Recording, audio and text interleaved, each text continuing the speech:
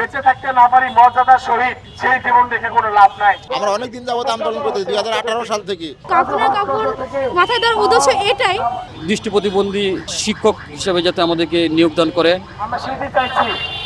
আমি আপনাদের উদ্দেশ্যে জানাতে চাই, যতক্ষণ না আমাদের দাবি পূরণ না হবে ততক্ষণ আমাদের আন্দোলন অব্যাহত থাকবে। বেঁচে থাকতে না পারি মর্যাদার সহিত সেই জীবন দেখে কোনো লাভ নাই।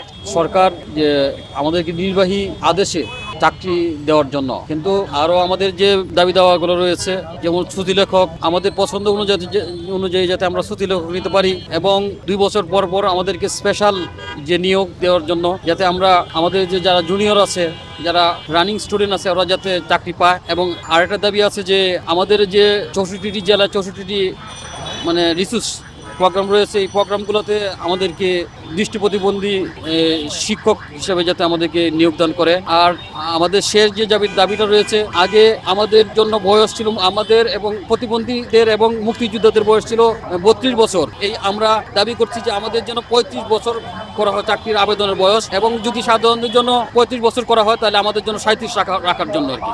আমরা যেহেতু এতদিন যাবত আন্দোলন করতেছি, কিন্তু সরকারের কোনো পক্ষ থেকে আমাদের সাথে কোনো যোগাযোগের ব্যবস্থা করেনি বা সরকার আমাদের সাথে কোনো আলোচনাও করেনি।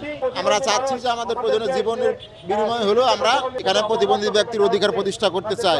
আমরা অনেকদিন যাবত আন্দোলন করতেছি, 2018 সাল থেকে আন্দোলন করতেছি, কোনো সফলতা আমাদের আসেনি, যার কারণে আমরা কাপড় নিয়ে আজকে মাঠে নামেছি।